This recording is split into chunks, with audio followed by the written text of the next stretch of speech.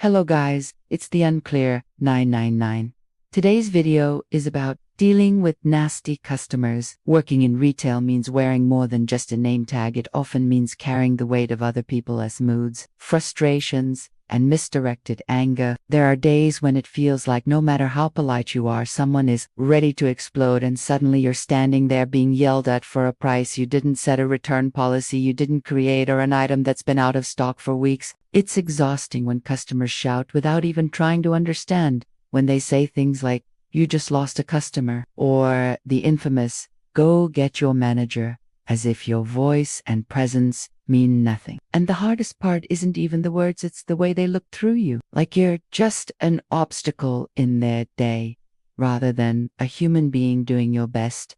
You smile anyway, because that's the job, right? You keep your tone calm, your posture open, even when your chest tightens and your patience wears thin. But internally, it chips away at you. You leave your shift drained not from the work itself, but from absorbing all that negative energy. Still, you come back the next day, trying to reset, hoping the next person in line sees you for more than just the uniform. Because, despite the tough customers, there are still moments, tiny ones, where someone says thank you and actually means it.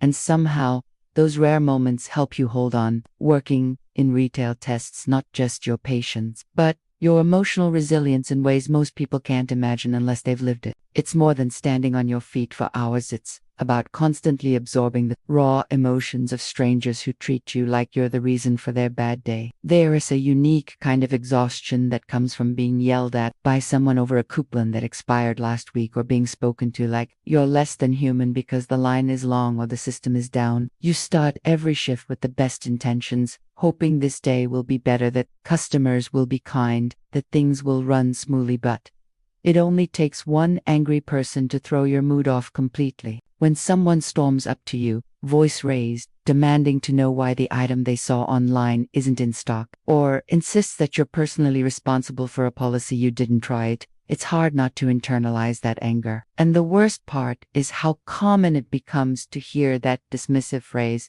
"Go get your manager." It's not just a request, it feels like an attack on your competence, a way to tell you that you don't matter, that you can't possibly solve their problem because you're not high enough on the ladder to deserve their respect. You could be speaking calmly, kindly, offering every solution you know, and still get cut off with those words. It's humiliating, and it chips away at your sense of value. You remind yourself not to take it personally, that it's not really about you, but after hearing it dozens or even hundreds of times, it gets harder to believe that. It feels like a constant test of your ability to stay composed, to keep your voice even and your face neutral, even when everything inside you wants to scream or walk away. And in those moments, what helps isn't always something external. Sometimes it's about grounding yourself internally. It starts with taking a deep breath, as it sounds. Not the kind of breath you take out of habit, but the kind that makes your lungs stretch wide and signals your brain to slow down. You learn to do that even in the middle of chaos, while a customer is still ranting, while the phone is ringing, while someone in line is sighing loudly behind them. You learn to repeat mantras in your head, not just to stay calm, but to remind yourself of your worth. I am not what they think I am. I am more than this moment. I am doing the best I can. These are not just words, they become armor against the disrespect that flies your way. You also learn to create small mental escapes, even while standing in place. You focus on the rhythm of your voice as you speak. You concentrate on the kindness in your own tone, not because they deserve it, but because it keeps you grounded in who you want to be. Sometimes you imagine a safe place in your Minda, quiet forest, a calm beach, a room full of people who respect you, and you visit it between customers. You do these things because you have to, because you can't let a stranger's bad mood define your day. But even with coping strategies, it still hurts. It hurts to be talked down, to be ignored, to be told over and over that you're just an obstacle. So you start to build a support system, not just with friends or family, but with coworkers who understand. You share knowing glances, inside jokes, and silent eye rolls. You talk about the outrageous things customers said, not to be mean, but to survive it together. That shared experience is healing. You're not crazy. You're not alone. Others feel it too. And when the really bad days come, when the yelling is relentless, when you feel on the edge of tears or fury, you give yourself permission to feel it. You don't have to always be strong. You can take a break, even if it's just to stand in the back for 2 minutes and breathe. You remind yourself that self-care doesn't always mean bubble baths and long weekends. It sometimes means stepping outside after your shift, letting the cold or the sun hit your face, and saying, I made it through another day. And the truth is, some of the most growth you'll ever experience doesn't come from applause or compliments. It comes from those difficult soul-testing moments when you're treated like you don't matter, but you choose not to let it define you. Every time a customer raises their voice and you stay grounded, every time you choose composure instead of reacting with rage, you are building a stronger version of yourself, one who won't break easily, one who knows how to move through pressure without losing who you are. It's hard, it's heavy, but it teaches you emotional discipline that most people never develop. When a customer points their finger in your face or throws their receipt at the counter, demanding someone with authority, it's not just an insult to your job, it feels like an attack on your intelligence, your dignity. But even then, you learn not to let your self-worth depend on the approval of strangers. You start learning how to separate who you are from what they see. They might think you're just a cashier, a sales rep, a worker at the front desk, but you know you're more than that. Maybe you're in school, building something better for your future. Maybe you're supporting a family.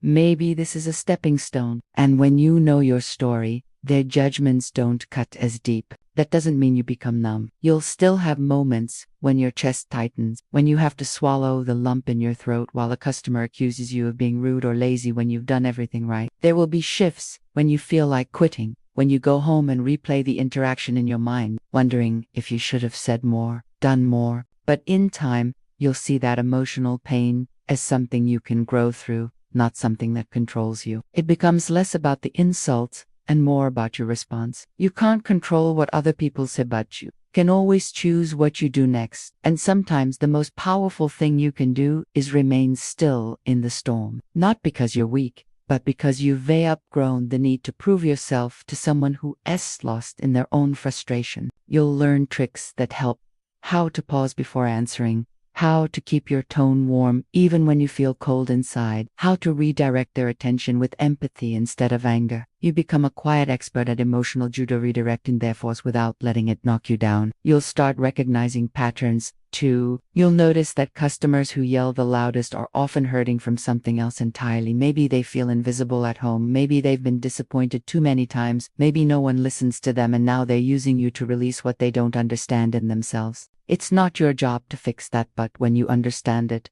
it softens the blow. You stop internalizing their disrespect as truth and start seeing it as a symptom of something they haven't healed. That doesn't excuse the behavior, but it reminds you their cruelty isn't your fault. And slowly, shift by shift, moment by moment, you begin to build a kind of emotional armor that doesn't make you cold, it makes you wise. You stop expecting every customer to be kind, but you also stop expecting yourself to be perfect. You realize it's okay to mess up, to ask your own manager for help, to take space when it's too much. You realize that holding it together doesn't mean ignoring your emotions, it means finding ways to feel them safely. Some days, you'll leave work and cry in the car. Some days, you'll laugh with your coworkers about the absurdity of it all. And some days, you'll walk out tired but proud because you made it through, and you didn't let someone's bitterness define your spirit. That's growth. That's a strength. And that's what separates you from the person who yelled at you for something beyond your control.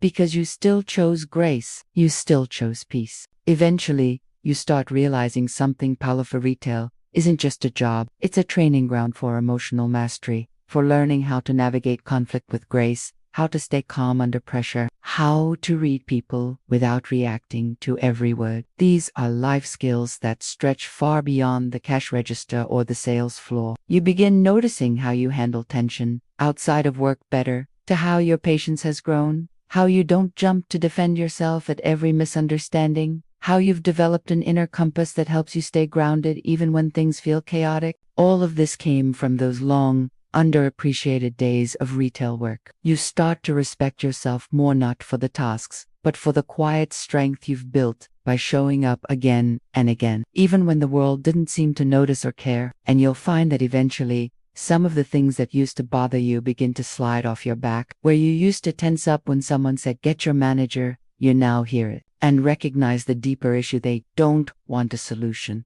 They want someone to validate their frustration. And if they need to feel like they've won by talking to a higher up, that's okay. It doesn't take anything away from your intelligence, your effort, or your value. You'll also learn to protect your peace not by shutting people out, but by setting boundaries in your mind. You'll stop carrying those tense encounters home with you. You'll build routines that help you leave the job behind at the door.